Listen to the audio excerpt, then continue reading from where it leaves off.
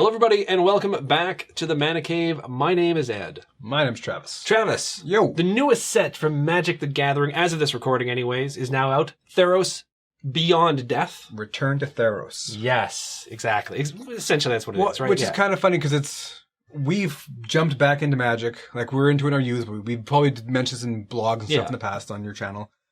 But we jumped back in right around Theros. I think Theros just ended M15 and Khans of Tarkir. Yes. But Theros was still in the standard. The cards were still out there. So it's like, it's funny that now we're returning to a set that we've just kind of jumped into. Instead of they're always talking about Dominaria and other sets where I'm like, I have no idea what that's from. Yeah, because we the first thing we bought when we like Travis came up with the idea of us getting back into Magic because all of us played when we were younger. Yeah. And then we just stopped for ages. And most of it was because we didn't have anyone to play with. And then all of a sudden we're like, well, the three of us want to play, you, me, and Steve. My friend Steve, we've seen in the channel as well too. And we bought the deck builders toolkits. M15, yeah. Yeah, and that still had some of the Theros ones. It was just like, I think that was just starting to rotate out. But yeah, so this is a return to what brought us essentially back to Magic. We were more really started in Khans of Tarkir. Yeah. Started up again. Started buying the packs. But we did dip our toe into the Theros pool at that point. So yeah, this is interesting because this is bringing us back Beyond Death. And now, who are you playing today? I am playing Elspeth. Yes. Mono white deck. They've decided to go with a mono colored deck that doesn't come out with one of the core sets. Because for the longest time, the only time they did that was during the core sets. They would come out with 5 mono colored and they decided no. And for her, it's fitting. Yeah. Because she's pretty much the embodiment of that color, essentially. So. But I'm still surprised they didn't force Selesnya or something. Because they always, there are other ones, like some Chandra ones where they made it Chandra Gruul or Chandra. Gideon as well, too. Gideon is typically just considered like a... mono white. Yeah, exactly. Yeah. And then they've always forced an additional color on there. Now, I'm playing, I believe it's Ashiok is the pronunciation. So this is blue-black, or as they say in French, Demir. Yes, oui, oui. It's an interesting sort of deck because it's going to rely on the escape mechanic. Mentality, escape mentality, and escape mechanic as well, too. But it's got a lot of self-mill. So it's a lot of... Well, I can also target you with some of it. It has a lot of removal, too. It has a lot of removal, but it's a lot of self-mill. So I'm going to be putting a lot of cards into my graveyard. So it's going to be kind of interesting to see how that plays out because this video will be coming out before I'm going to be doing my usual sort of Planeswalker Deck overview, opening/overview videos for both of these. But this video is actually going to be coming out before that. So I'm going to get a chance to actually play these before I do my overview, which I think is kind of nice.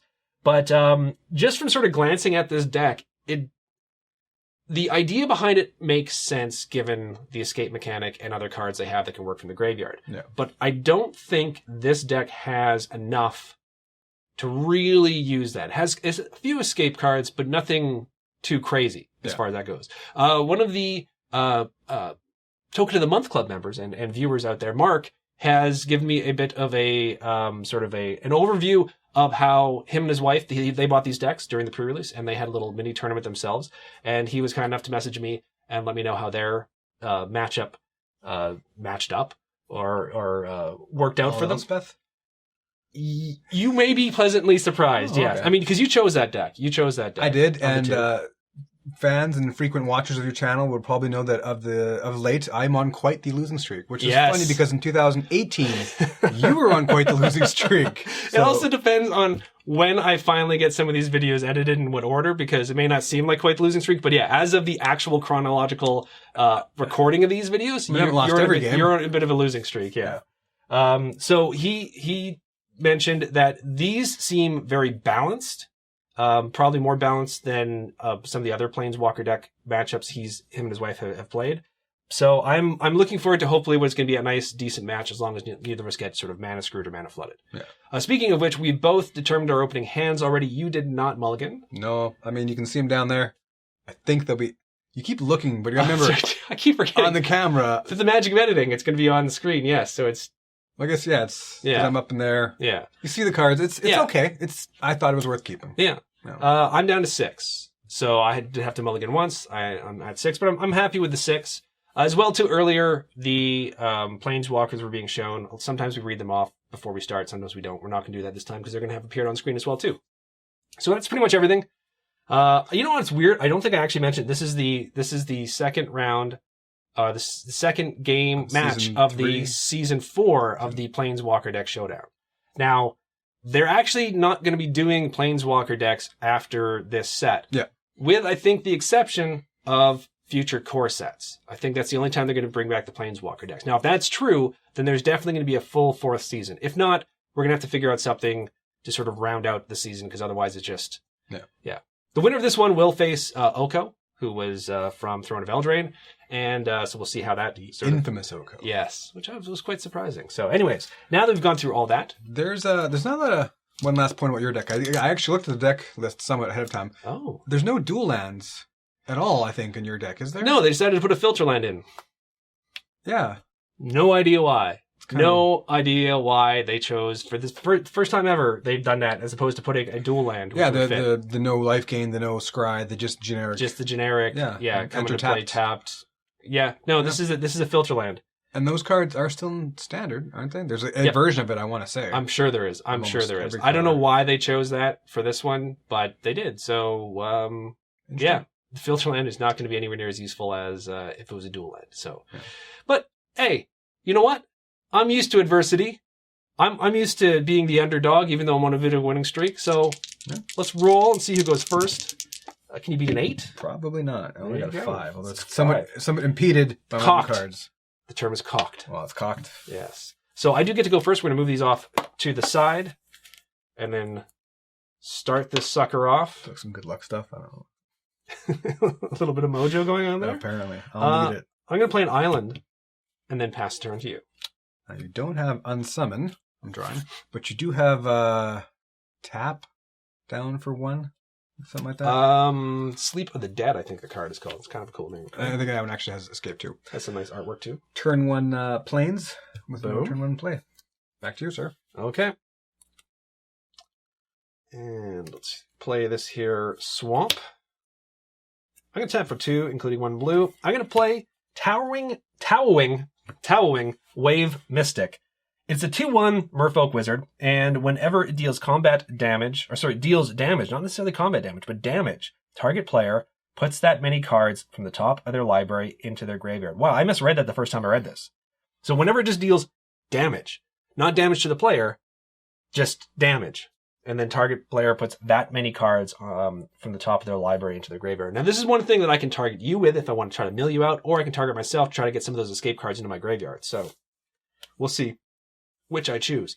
Pass the turn to you. Okay. I'll draw again. Play a Plains. I'll tap 2 white for the Sunlit Hoplite. He's a human soldier. He's a 2/1, and as long as it's my turn, he has first strike. He also gets +1/+0 as long as I control an Elspeth Planeswalker, which on turn 2, I do not. Yes, one of the exclusive cards to that Planeswalker deck. I couldn't just plain old give him. I'm only going to gripe about 2 things. That and something else. Okay. If it comes up. Oh, if it comes up. Okay. He should have it all the time first strike. Does not have... But he should. Yeah, he's full exclusive to something fancy. Pass back to you. Pass back to me. Okay. Alrighty. Well, I'm going to do this now. I'm going to tap for 2 and cast an instant. Glimpse of Freedom. Draw a card. And then it also has Escape. So for 2 and a blue, exile 5 other cards from your graveyard. You may cast this card from your graveyard for its escape cost. So I'm going to draw 1 card. That's an uncommon. That is an uncommon, yeah. And then I'm going to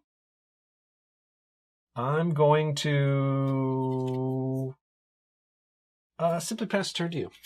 Okay. Simply pass the turn to you. Untap. Draw. Play a Plane. What do I want to do? I'm going to combat. You're going to go to combat. You're going to swing in? Swing in. You know what? Sure, why not? Put that in front. Okay. Damage? Yeah. Okay. Damage goes through. This does not have first strike, right? It does have first strike. As long as your turn has first strike. We just went over that whole thing. Yeah, we did. Okay. Well, what's done is done, folks. What's done is done. So, I don't know why I was... Because you said it should have first strike. You said it should have first strike all the time. All the time. Yeah. That's right. Off to a great start. Well, you blocked. I just want cards in my graveyard. That's all. Yeah. And that's a much better way of doing it than simply attacking with this and putting 2 into my graveyard. All right. That's That's all you're doing? I think that's all I'm doing. Okay. I'm hopefully going to draw a land here. No, don't be silly. Yeah, I will just pass the turn to you. I'm drawing for turn. Entering the magical world of Fourthlandia. There we go. And I'm going to give you my second gripe here. I guess I can untap him. Okay, yeah, probably a good idea. Pre-combat, I'm just going to cast Elspeth's Devotee. Oh. For 4 mana. 2 white, 2 of anything. When he enters the battlefield, you may search your library and or graveyard for a card named Elspeth, Undaunted Hero, reveal it, and put it into your hand. If you search your library this way, shuffle it. My gripe is... Your gripe is what? It's minimal. It's minimal. Could he have Vigilance? Could a 3/3... I know he's... But he should have Vigilance. I just feel he deserves... Or she... Well, first of all, it's a she. I feel they deserve Vigilance. I think it's a she. It does kind of look like a she. That looks a lot like a she, yeah. So, for her, I would glad... Oh, no, for her, meaning Elspeth would gladly die again. Okay, so... Oh, she's not at the bottom. Elspeth, where are you? I really think it should have Vigilance. All you have to do is look at the deck from the side, and then the curliness of the Elspeth. Elspeth, Undaunted Hero. And not to be shallow, but like Elspeth's old hairstyle better. She is, for 5 mana, 3 white and 2 of anything. She's a 5 loyalty Planeswalker. Her +2, put a counter on each of up to 2 target creatures. Not bad. Her -2, search the library and or graveyard for a card named Sunlit Hoplite. If you search and put it on the battlefield. Bam! If you search the library this way, shuffle it. -8, which actually, given that she has a +2 and it starts at 5, is not entirely unheard of. Until the end of turn, creatures you control gain flying and get +X/+X, where X is your devotion to white. I said a lot there. You did. You said an awful lot there. Fortunately, she goes in my hand. Oops. No, not there we go. Next, I'm going to proceed. Not what? Directly onto the battlefield? I know. With a vigilant creature to protect Lord, for her. Yeah, exactly. You're asking an awful lot for 2 white and 2. He's a 3/3, okay? And now, it doesn't keep in do mind as anything well, else. too. I mean, the very next turn, you should be able to cast her if you have a 5th land. Yeah. So that's good as well, too. So now I'm going to go to combat. You have no... no blockers? Well, you have that one we talked about, the Send to Sleep or something like that. Yes, that's a sorcery. I'm almost positive it's a sorcery. So I'm taking 2. 2. I'm down to 18. All right. Now, sir. what's going to happen when Elspeth comes out? It's going to get +1. Okay, +1/+0. Okay. Yeah. See, I thought it was okay, anyways. My turn? Your turn, sir. Okay. Well, interesting. I could do that. I think I'm going to have to do this first, though. I'm going to tap for 2, including 1 black. I'm going to cast an enchantment. It's Mire's Grasp. Enchant creature gets -3/-3. So I'm going to put that on that. Elspeth, he was devoted. Yes. She was devoted. Pretty sure that's a she. I mean, if she had Vigilance, she still would have died, but... I still, I'm not going to play a land because I'm choosing not to. And I'm going to pass the turn out to you.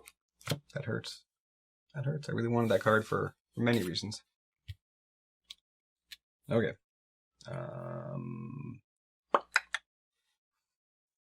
Well, go to combat. Go to combat. Ping. Oh, okay. So I'm taking 2? Yeah. Okay, because you didn't play land. I was thinking, why don't you wait until you play? But you can't. I can't. Apparently you can't. I can't. I'm going to tap for 3, though. Okay. To cast Tarinka, a Crowan Veteran. Legendary creature, human soldier. With Vigilance. 3/3 with Vigilance for the same... No, 1 less mana cost. When Crowan Veteran attacks, untap target creature you control until end of turn. That creature has base power and toughness 4/4 and gains indestructible. Only 1 copy of that card in this deck. Wow, I really wish I held on to my I know, my Mire's Grasp. Or Mire's Grasp? Yeah, Mire's Grasp. That one's got Vigilance. That's my turn. No 5th land. I mean, 4th land is a nice place to be compared to 2-landia. Holy cow. Okay. 2-landia wouldn't be an Ia. It would be the dredge of 2 land, the swamps of... No, that's being mean to the black as a color in. I'm mumbling. Go on. Okay, my turn? Thank you. Oh, wow. Life is good. I'm going to play an island, and that opens up a whole world of possibilities for me. Let's see. What to do. So many choices. I'm going to tap for 3. And I'm going to cast Swimmer in Nightmares. It's a 1/4 Nightmare Merfolk. Swimmer in Nightmares gets +3/+0 as long as there are 10 or more cards in a single graveyard. Swimmer in Nightmares can't be blocked as long as you control an Ashiok Planeswalker. So I've got I've just got 3 in my graveyard. And that's my turn. I'm going to pass it to you now. Okay, dokie. Untap. Raw. Oh. I'm surprised it's a choice for you. Yeah, there's some good stuff here. I'm not gonna lie. In fact, what I think I kind of want to do first is I want to do this just so I can do this. I obviously want to play. Yeah, no, I got you, but you do you. For 2 mana. Okay. I want to play the Daybreak Chimera. So it's a 3/3 flyer that costs X less to cast, where X is your devotion to white. Oh, okay. So before one of these dudes dies or is taken away, I wanted to do that. Yeah. Because I really wanted to do it. Because right now you have a 3 discount right now. So it's a 3/3 flyer for 2 mana, which is, again, not like breaking records, but it's pretty good. And in fact, if I did go to the pre-release, which I did not, I was hoping to see 1 or 2 of those and kind of go for a mono, or not mono white, obviously, but it's pretty cool, you know? Doesn't have haste or anything. It doesn't affect my board in any way. It's a 3/3 flyer for 2 right now, so it's pretty nice. Yeah. I was hoping to get that loyalty. And then you kill that dude. I mean, you saw it was minor, but... You still have the same amount of loyalty, right? Yeah. Yeah. I do now. There you go. Now I have even more loyalty. I'm going to go to combat. Okay. So he has vigilance. So he's going to attack. When he does attack, he untaps target creature you control until end of turn. That creature, base, power, and toughness are 4/4 and gains indestructible. Yes. So I'm going to put this in front of the 3/3. Okay. Response.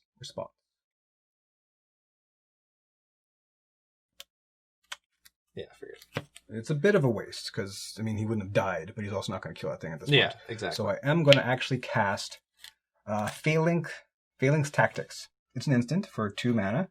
Target creature control gets +2/+1 to then turn. Each other creature control gets +1/+1 to then turn. So that's 5/5. I'm going to target this dude. Oh. Because he'll still get +1. Because each other creature. Oh, yeah, you're right. So he'll still become a 4/4. No, that makes sense, yeah. Which will be enough to kill, but I end up doing 1 more extra damage. So 6 damage you're going to do to me now. 6 damage, and then he'll live. This is going to die. Okay, so I'm down to 10. This is not looking good for me. So, I mean, it was tough. I could have played Elspeth and then given them +1 counter, but I thought that was fun to do too. No? Not to be a jerk. That seemed fun to me. All right, I'll pass back. My turn? Okay. Yeah. Untap, draw. I'm going to play a swamp. I think this is basically going down the road of 1 land too late for the entire thing, but I'm going to tap for 4, and I'm going to cast Farika's Spawn. No idea if that's Farika's Spawn, something like that. It's a 3/4 Gorgon. It has escape, so for 5 and a black, I can exile 3 cards from my graveyard, and I may cast this card from my graveyard for its escape cost. When it escapes with 2 +1/+1 counters on it, and when it enters the battlefield this way, each opponent sacrifices a non-Gorgon creature. So that's only when it enters the battlefield that way. Yes. So right now it is a 3/4. And I'll pass the turn now to you.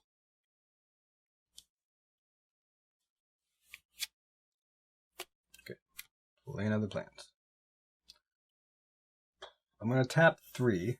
Actually, to... Still not going to cast it. Wow, okay. To put Dreadful Apathy. God, no.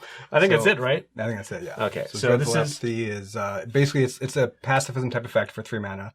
Chance creature can't attack or block, but you can also spend additional 3 mana at instant speed at any time. Pardon me.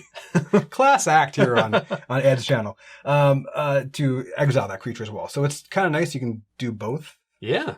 But the important thing right now is that it can't block. It can't block, and then now you're going to... So I'm going to go to combat. Okay. And then his trigger is going to happen, which will untap him and make him a 4/4 with first strike. So 4 and 6 is exactly 10. 10. That's exact lethal. So sadly, as we said at the beginning of this, I was hoping we wouldn't run into Mana Screw. But this is the best 2 out of 3. So there's still another shot at this. Yeah. And once again, I think I could have started turning things around if I just got one land a bit earlier, but yeah, it's tough to overcome. So we're going to shuffle up now. We're going to deal ourselves new hands, and we're going to get into the second game right now. Well, actually, I had a question to ask. Oh, sure. That would, in theory, add to my devotion, even though it's being cast near a creature. Yeah. I was pretty sure, but... Yeah, any sort of enchantment you have, or even if it's attached to an opponent's creature, it's still going to work towards your own devotion. Yeah. Is that your question? That was my question. Yeah. Okay. And I was pretty sure I knew the answer, but... So we're going to be back now with the second game of this match right now. And we're back in the second game of this best 2 out of 3. Travis, did you mulligan? I didn't, but I probably should have. Yeah, we'll see. Yeah. Wasn't like really solid. The hands are being shown right now, and part of me wanted to mulligan, but part of me did not want to repeat of the previous game. So yeah, I kept what I kept, and that's all that I kept. And I'm now going to start off, right? Yep. I'm going to start off by playing a swamp and pass the turn to you. I'm going to draw. I'll play a plains and pass back to you. Pass back to me. Pass back to you. I'm going to play an island and pass back to you. 2 mana. So I'm already off to a great start. 2 plains. Tapping 2 plains for the Leonin of the Lost Pride. When he dies, I exile a card from an opponent's graveyard. But he's a 3/1 for 2, Cat Warrior. Nice. It's funny because I think one game you had mentioned something about a 3/1 for 2 was a 2/1 for 1 was a big deal back in the day. Yeah, 2/1 for 1. Yeah. That's what it was, yeah. Okay. A 2/1 for 1 with no downside was big. Now you get 2/1 for 1s with a weird upside, yeah. So my turn? Yep. Okay. I am going to play a Unknown Shores. Instead of the dual land, we have this. It is a land. You can tap it for colorless, or you can pay 1, tap it, add 1 mana of any color. So it's basically like a filter land. I'm going to tap all 3, and I'm going to play...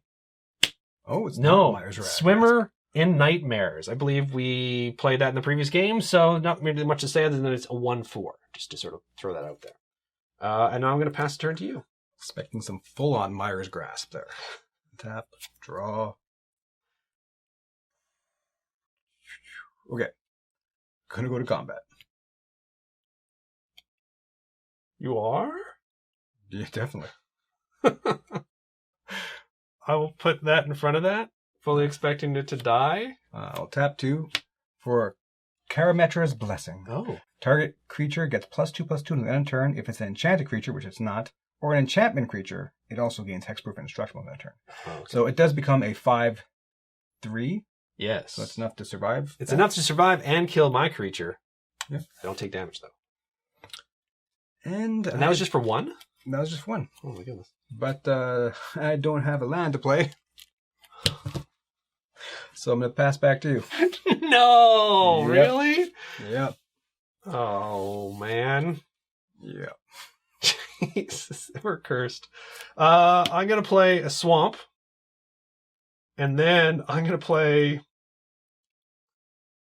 card I'm not super crazy about. Okay. But I'm going to do it. It tap for 4. I'm going to cast the Mind Rack Harpy.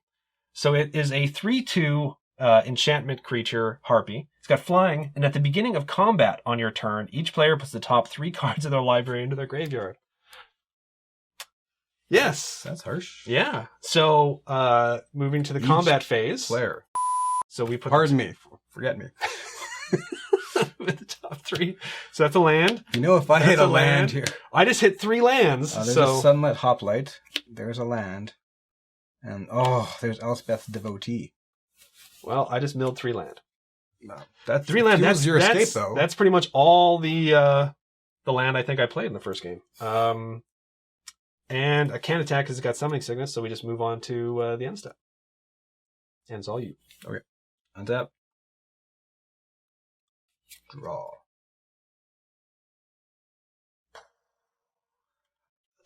Okay, so he's a 3/2. So if he does block, he'll live. Yes. But I think you're blocking because he's a flyer, and he has cool stuff for you and bad stuff for me.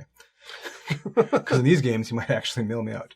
I'm going to go to combat. I will not block. Okay. So I will take 3. I'm down to 17. Ooh, the sneaky second main phase land play, folks. Yes, sir. Yeah, I'll tap 3 for the Eidolon of Inspiration.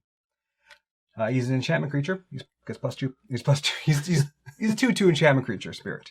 If we begin combat on my turn, target creature gets +2 and gains. To begin combat on my turn, target creature I control gets +2/+1 to end turn. Now, see, okay, nice. I could have used this turn, but I kind of wanted to keep the mana up for bluffing at least a combat trick and bluffing that I was, on the ropes here. But yeah, made sense. I'm tapped out though. My turn. Yeah. I'm getting ready to mill some more here. Untap. Draw. I'm going to laugh if I mill both my second Elspeth devotee and Elspeth. Gonna play an island. Travis? Yes? Are you ready to get crazy? I'm ready to get mired. Should we get crazy? You ready to get mired? What do you think? Or mind racked, right? You're ready to get mind racked? That's what that is. It's mind rack. How about double the mind rack? How about 6 cards each go into our graveyard at the beginning of combat on my turn? You're going to win this by mill. Because I don't have a flyer. So my removal isn't even removal. We'll move to combat. And that's going to be 2 triggers, or 3 each. 1, 2. Yeah, there's my second devotee. 3. There's the Mire's Grasp that you were talking about. And then 1, 2, 3. 2. Lots of planes. Do I have anything with Escape in my graveyard yet? Phelan's. I've got one thing with Escape. I've got Underworld Charger in my graveyard. So yeah, I'm gonna... You know what? You do occasionally win games by attacking. And I can't block a flyer or 2. I am... Because I'd be looking at a whole lot of damage next turn. I'm not going to attack. Okay. I'm just going to keep my little millbirds flying in the air. I'll pass turn to you. Okay. Untap.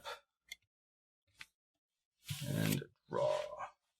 Well, now we're in the mystical land of Fourth Landia.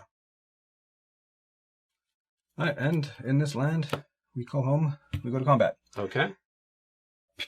So at the beginning of combat, on my turn, target creature gets +2/+2, or +2/+0.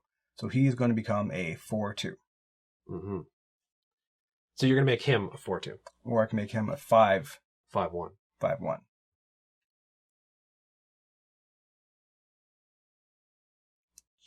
Well, it's more damage in theory if you don't block. So he will become a 4/2. He's a 3/1. Okay. I'm actually going to do that. You can do that? One on each of them. Okay. So there's a trade, and that's just a die at this point. Well, they would trade as well, too, yeah. Because these are both 3/2s. So I'm going to tap 1 to cast Karametra's Blessing once again. Now, this is an enchantment creature. It doesn't matter, though. But it does gain hexproof and indestructible to end the turn. So he's going to live. He's going to die. Both my creatures die. Yours...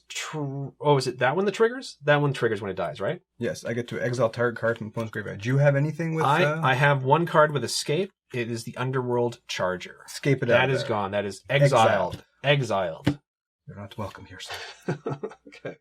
Now, my heart is breaking from the loss of the Leonin, but we'll just pay 2 to bring back another Leonin the Pride. Karametra's Blessing does hit the bin. I hate your deck so much. And I will pass to you. My turn? Okay, so untap.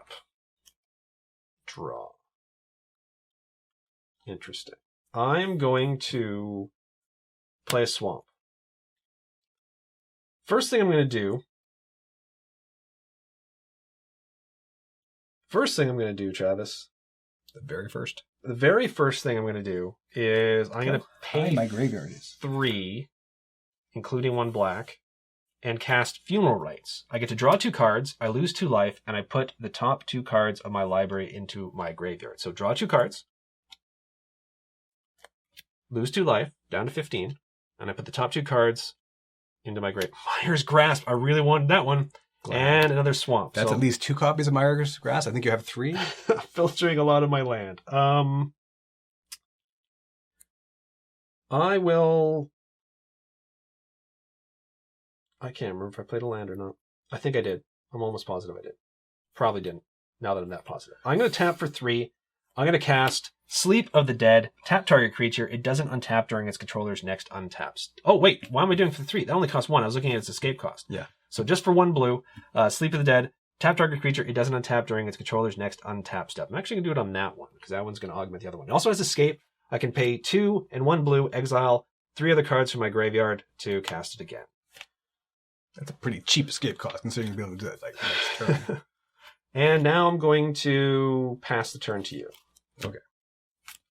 Untap. No, this should go into the graveyard. There we go. Oh. Okay. So first off, for 2 mana, I'm going to cast some Daybreak Chimera. Okay. Because my devotion is currently 3. Okay, so before anything happens... It's only going to cost you 2. Yeah, 2 white, yeah. And then I'm going to go to combat? Yes. So I'm going to trigger him. So he's a 5/1. Because it does beginning of combat. It just happens. Oh, it does. It's not a... It's, oh. No, it just doesn't have to attack. It's I don't know why I wasn't paying attention to that. Okay, so it's going to be a 5/1. 5/1.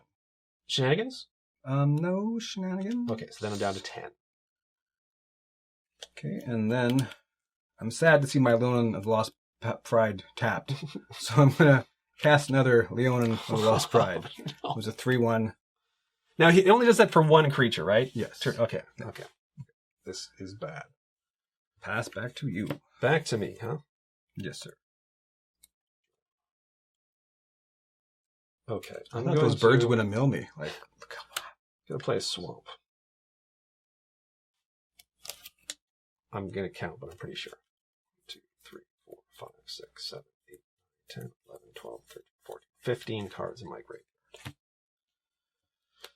So what I'm gonna do is this. I'm going to pay 3, including a blue. And I'm going to escape this. So I'm going to exile 3 other cards from my graveyard. So 3 lands.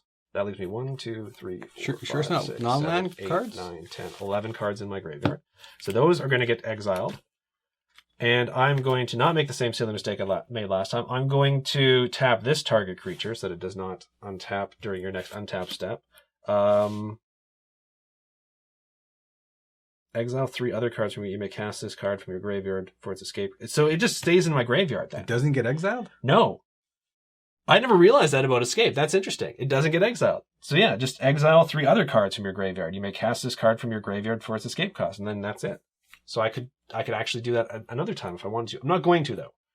I'm going to pay 3, including 1 blue, and I'm going to cast Swimmer in Nightmares. Only this time, Swimmer Nightmares gets +3/+0 as long as there are 10 or more cards in a single graveyard. I have 10 or more. Swimmer in Nightmares can't be blocked as long as you control an Ashiok Planeswalker, which I do not. Travis, you pass the turn now to you. Untap. Flip over. Okay. Plains. Tapping 3 for Dreadful Apathy. Oh, I hate you so much right now. I hate you so much. Move to combat. We will. We'll trigger himself this time. Sure, why not? So he is now a 4/2, and then an additional 6 damage. Yep. So I don't even need the Failings Tactics, which gives +2/+1, and then +1/+1 to each of those. Oh man! Wow. Yeah. In all fairness, I think I only missed 1 land drop, but it was like a painful one because it was early and I was scared. This honestly, I had more than enough land. I had decent cards. The 2 flyers, I felt it was important to put in front of that point. I mean, I could have been attacking with it the entire time, but I still don't think I would have. If I had gotten super aggro, I don't think I could have beaten you because of this being able to cast for 2, this constantly pumping up the other creatures. Now, I did make that one silly miscalculation of tapping down this instead of that because I was thinking it was when it attacks trigger. Yeah. But honestly, that's it's 1 more damage. Yeah. No, that was part of me was like, why is he blocking with the birds? Look how thick my graveyard got over 1.5 turns. Well, because the thing is, but you also have a life total at some point. Yeah, that's the thing. Like, I could be I could swing in for 3 and then 6, but I mean, I didn't think I was winning a straight up aggro thing. No. And I didn't think I was going to be able to mill, even though it was 6 at a time, I still didn't think I was going to be able to win based on the mill. There are certain cards. If you could drop like 2 of those guys, but even then, with pump spells, and there was a lot of pump spells in this deck, actually. And I had Final Death in hand, which is the instant exile target creature. But I couldn't, but it cost so much. It cost 5. And if I could have cast that and another thing, then I might have been able to, because I would have liked to take this out early. Then this hit the board. Sleep of the Dead would have been really interesting to a point. But then once you start milling out your own graveyard as well, too, it's going to start being against the swimmer, sort of thing like that. But at least this was a better game than the first one. Yeah. Out of curiosity, just the next one, Underworld Charger. So, I mean, this is one of the things we sort of talked about at the beginning.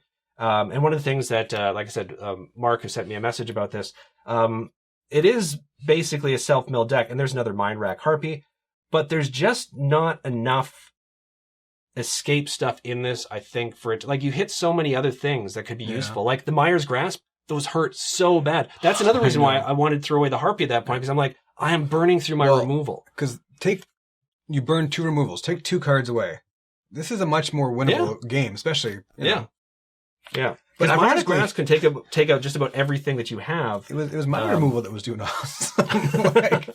My removal was doing work for me. Like, I'm a sucker for pacifism effects, and I was getting so sick of them creating these 3-cost pacifisms with no other really upside, and I'd rather have just a 2-cost pacifism. Yeah. That one is different.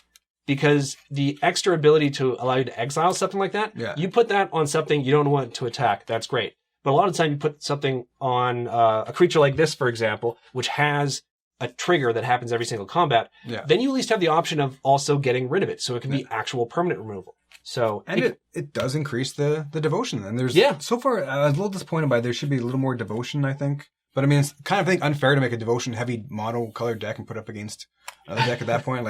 But even then, getting to cast this guy for 2, and then having mana left over to do your pump spells. Yeah. That's crazy. That's crazy, the fact that you can get that out there for 2. And both games you were able to get that out there for 2. Yeah.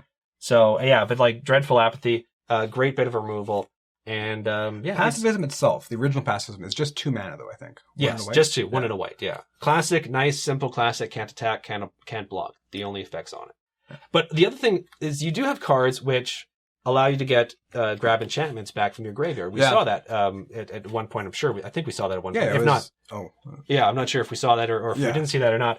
But so that gives even more utility to your pacifism-like card, because you're not exiling the enchantment, you're exiling the creature. So that's going to go to your graveyard. You can keep bringing that back out if you're bouncing it back from your graveyard. So it's funny, the Karametra's Blessing, the 1-costed pump spell, I looked over the deck list, but I wasn't sure there was a 1-costed pump spell, so I think I was actually surprised by that too. Yeah, so and it's a decent one as well too, especially in this particular deck because there are so many enchantments, enchantment creatures as well too. So Archon of the Falling Stars. He's for 6 mana, 4/4 flyer, not great, but when he dies, you can turn target enchantment card from your graveyard, not even to your hand, to the battlefield. So that would count for enchantment creatures like the Eidolon, who is enchantment creature spirit, like Daxos, enchantment creature, and like the one we just mentioned, the pacifism, the whatever that it was, So now after this, it's going to be Elspeth or Elspeth, I believe. Elspeth versus Oko in the second round of the 4th season of the Planeswalker Deck Showdown. We also have another episode. I can't talk about that because this may actually get released before that, so I'm not going to spoil some of the other episodes that we had.